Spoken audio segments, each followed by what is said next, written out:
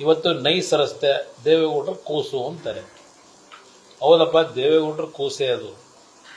ದೇವೇಗೌಡರು ಇದ್ದಂತ 18 ತಿಂಗಳಲ್ಲಿ ಆ MOU ಅಂತಕ್ಕಂಥದ್ದು ಒಂದು ಸೈನ್ ಹಾಕಿ ಹೋದ್ರಷ್ಟೇ.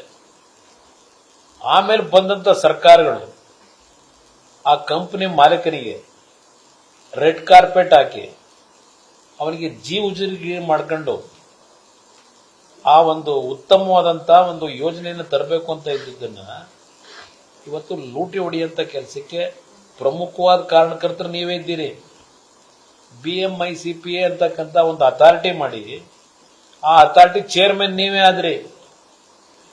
ಪಾರ್ಟಿ ಅಗ್ರಿಮೆಂಟ್ ಅಂತಕ್ಕಂಥದ್ದನ್ನ ಹೊಸದಾಗೇನೋ ಸೃಷ್ಟಿ ಮಾಡಿದ್ರಿ. ನೀವು ಮಂತ್ರಿ ಇದ್ದಾಗ SM ಕೃಷ್ಣ ಅವರು ಮುಖ್ಯಮಂತ್ರಿಗಳಿದ್ದಾಗ ಮಾಡಿಕೊಟ್ರಿ. ಅದೆಲ್ಲದರ ಹಿನ್ನೆಲೆ ಇವತ್ತು ಎಲ್ಲ ಸರ್ಕಾರದ ಜುಟ್ಟು ಜನವಾರ ಎಲ್ಲ ಅವ್ರ ಕೈಲಿ ಕೊಟ್ಟು ಅಧಿಕಾರಿಗಳು ಅವ್ರಿಗೆ ಬೇಕಾದಂತ ರೀತಿಯಲ್ಲಿ ನ್ಯಾಯಾಲಯಗಳಿಗೆ ತಪ್ಪು ವರದಿಗಳನ್ನ ಕೊಡ್ತಕ್ಕಂಥದ್ದಕ್ಕೆ ನೀವೆಲ್ಲ ಚಿತಾವಣೆ ನಡೆಸಿ ಇವತ್ತು ರೈತರು ಬೀದಿಗೆ ಹಾಕಿದ್ದೀರಿ. ಅಲ್ಲಿ ನೈಸ್ನಲ್ಲಿ ಇವತ್ತೇನು 2 ಕೋಟಿ ಹೇಳ್ತಾ ಇದ್ದೀರಿ, ಅವತ್ತು ಆ ರೈತರು ಕೊಟ್ಟಂತ ಭೂಮಿನ ಏನು ವಶಪಡಿಸ್ಕೊಂಡ್ರಿ. 20 ವರ್ಷ ಆದರೂ ಇನ್ನೂ ದುಡ್ಡು ಕೊಟ್ಟಿಲ್ಲ ಆ ರೈತನಿಗೆ. ಆ ರೈತನ ಭೂಮಿ ತಗೊಂಡು ಎಲ್ಲೆಲ್ಲಿ ಜಾಯಿಂಟ್ ವೆಂಚರ್ ಮಾಡಿಸಿದಿರಿ, ಎಲ್ಲೆಲ್ಲಿ ಭೂಮಿ ಮಾರ್ಟ್ಗೇಜ್ ಮಾಡಿದಿರಿ, ರೈತರ ಭೂಮಿನ ಎಲ್ಲೆಲ್ಲಿ ಮಾರಾಟ ಮಾಡ್ಕೊಂಡಿದ್ದೀರಿ. ಇದರ ಸತ್ಯಾಂಶಗಳು ನಿಮ್ಮ ಮುಂದೆ ಇಲ್ವಾ? ಸರ್ಕಾರದ ಮುಂದೆ ಯಾತಿಗೆ ಜಾನ್ಮೌನಿಗೆ ಒಳಗಾಗಿದ್ದೀರಿ? ಈ ಹಿನ್ನೆಲೆಯಲ್ಲಿ ಮೊನ್ನೆ ಅಂತಿಮವಾಗಿ ಅದೇನು ಒಂದು 150-200 ಕೇಸ್ ಇದರ ಮೇಲೆ ಕೋರ್ಟ್ಗೆ ಹೋಗಿದ್ದಾರೆ. ಆ ಕಂಪನಿ ಕೆಲಸ ಮಾಡೋದು ಬಿಟ್ಟು ದಿನ ಕೋರ್ಟ್ನಲ್ಲಿ ಸರ್ಕಾರನ ಎಳೆದು ಸರ್ಕಾರಕ್ಕೆ ಮುಖಭಂಗ ಮಾಡಲಿಕ್ಕೆ ನೀವೆಲ್ಲ ಸೇರೆ ನಡೆಸಿದಿರಿ.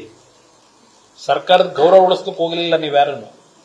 ನಾಡಿನ ಜನತೆ ರೈತರ ಗೌರವ ಉಳಿಸ್ಲಿಕ್ಕೆ ಹೋಗಲಿಲ್ಲ. ಅವ್ರ ಜೊತೆ ಸೇರಿ ಏನೇನು ಮಾಡಿದ್ರಿ?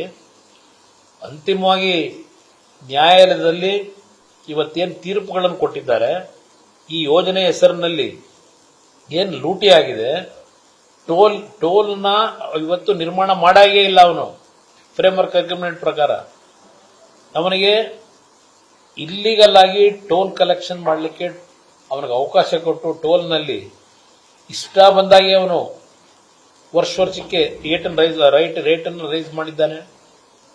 ಸರ್ಕಾರದ ಪರ್ಮಿಷನ್ ತಗೊಳ್ಳಿಲ್ಲ. ಇವತ್ತು ನ್ಯಾಯಾಲಯ ಹೇಳ್ತಾ ಇದೆ ಆ ಟೋಲ್ ಅನ್ನ ಇಲ್ಲಿಗಲ್ ಆಗಿ ಫ್ರೇಮ್ವರ್ಕ್ ಅಗ್ರಿಮೆಂಟ್ ಅನ್ನ ವೈಲೇಟ್ ಮಾಡಿ ಈ ಹಣ ಇದರಿಂದ ಆ ಟ್ರಾವೆಲರ್ಸ್ ಹತ್ರ ತಗೋತಾ ಇರತಕ್ಕಂಥದ್ದೇನಿದೆ ವಾಹನ ಮಾಲೀಕರಿಂದ, ಇದು ತಪ್ಪು.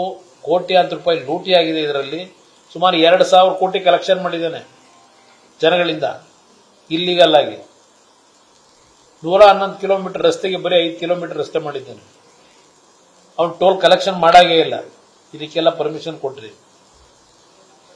ಅದರಿಂದ ಮೊನ್ನೆ ದಿನ ಕೊಟ್ಟಂತ ತೀರ್ಪು ಏನಿದೆ ಕಳೆದ ತಿಂಗಳು, ಈ ಕ್ಷಣದವರೆಗೆ ಈ ಸರ್ಕಾರ ಏನ್ ಕ್ರಮ ತಗೊಂಡ್ರಿ? ಕೋರ್ಟು ನ್ಯಾಯಾಲಯದ ತೀರ್ಪುಗಳು ಅಂತ ಹೇಳಿ ಯಾವ್ಯಾವ ರೀತಿ ಬಡ ಜನರ ಮೇಲೆ ನೀವು ಅವ್ರ ಜೀವನ ಹಾಳು ಮಾಡಿದ್ದೀರಿ ಕೋರ್ಟ್ ಹೆಸರಿನಲ್ಲಿ ನೋಡ್ತಾ ಇದೀವಿ ಸರ್ಕಾರದಲ್ಲಿ. ಇದನ್ನಾತಿಗೆ ಬಿಟ್ಟಿದ್ದೀರಿ. ನಾನು ಈ ಹಿನ್ನೆಲೆಯಲ್ಲಿ ಕೋರ್ಟಿನ ತೀರ್ಪಿನ ಹಿನ್ನೆಲೆಯಲ್ಲಿ ನಾಡಿನ ಜನತೆಗೆ, ಆ ರಸ್ತೆಯಲ್ಲಿ ಓಡಾಡೋರಿಗೆ ಕೋರ್ಟ್ ಈ ರೀತಿ ತೀರ್ಪು ಕೊಟ್ಟಿದೆ. ಸರ್ಕಾರವು ಅವ್ರ ಜೊತೆ ಶಾಮೀಲಾಗಿದ್ದಾರೆ.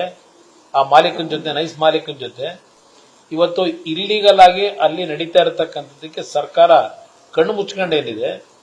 ಅಂತಿಮವಾಗಿ ಇವತ್ತು ಆ ಒಂದು ಸರ್ಕಾರದ ಮೌನ ವಹಿಸಿ ಕೋಟ್ಯಾಂತರ ರೂಪಾಯಿ ಹಣ ಇವತ್ತು ಜನರಿಂದ ಕಿಸೆಯಿಂದ ಕಿತ್ಕೊತಾ ಇರತಕ್ಕಂಥದ್ದೇನಿದೆ ಅದನ್ನು ನಿಲ್ಲಿಸಲಿಕ್ಕೆ ಟೋಲ್ನಲ್ಲಿ ದುಡ್ಡು ಕೊಡಬೇಡಿ ಇರ್ತಕ್ಕಂಥದ್ದು ನಾನು ಹೇಳಿದ್ದೇನೆ ನ್ಯಾಯದ ತೀರ್ಪಿನ ಮೇಲೆ. ಇದನ್ನ ಯಾರೋ ಅನ್ಯತಾ ಭಾವಿಸಬೇಕಾಗಿಲ್ಲ. ಇವತ್ತು ನಾವಿರ್ತಕ್ಕಂಥದ್ದು ಅನ್ಯಾಯ ಆದಾಗ ನಾವು ಅದನ್ನ ಜನತೆ ಮುಂದೆ ತರಬೇಕಾದಂಥದ್ದು ನನ್ನ ಕರ್ತವ್ಯ. ಆ ಕರ್ತವ್ಯ ಮಾಡ್ತಾ ಇದ್ದೇನೆ. ನಾಡಿನ ಜನತೆಗೂ ನಾನು ಮನವಿ ಮಾಡ್ತೇನೆ, ಈ ವಿಷಯದಲ್ಲಿ ನಾನು ಹುಡುಗಾಟಿಕೆ ಮಾಡಿಲ್ಲ, ಇಲ್ಲ ಸಾರ್ವಜನಿಕರಿಗೆ ತೊಂದರೆ ಕೊಡಬೇಕು ಅಂತ ಮಾಡಿಲ್ಲ. ಸಾರ್ವಜನಿಕರಿಗೆ ಏನು ತೊಂದರೆ ಕೊಡ್ತಾ ಇದ್ದಾರೆ, ಅವರಿಂದ ಹಣ ಏನು ಕಿತ್ಕೊತಾ ಇದ್ದಾರೆ ಇಲ್ಲಿಗಲ್ ಆಗಿ, ಅದಕ್ಕೆ ಯಾರು ಬೆಂಬಲ ಕೊಡಬೇಡಿ ಅಂತಕ್ಕಂಥದ್ದನ್ನ ನಾಡಿನ ಜನತೆಗೆ ಹೇಳ್ತಾ ಇದ್ದಾರೆ. ನ್ಯೂಸ್ ಫಸ್ಟ್ ನಿರ್ಭೀತಿಯಿಂದ ನಿಮ್ಮ ಪರವಾಗಿ.